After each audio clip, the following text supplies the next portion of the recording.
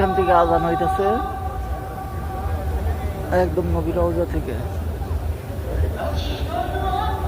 সরাসরি আজান শোনার সৌভাগ্য হলো আজকে, আলহামদুলিল্লাহ। এই ফ্যানগুলা বাতাসের সাথে সাথে পানি ঠান্ডা দুইটাই দেয়। কত সুন্দর ডিজাইন। এই যে এসির মতো সেম পানি এই যে বেড়াইতেছে। এগুলো সব ঠান্ডা এসির হাওয়া।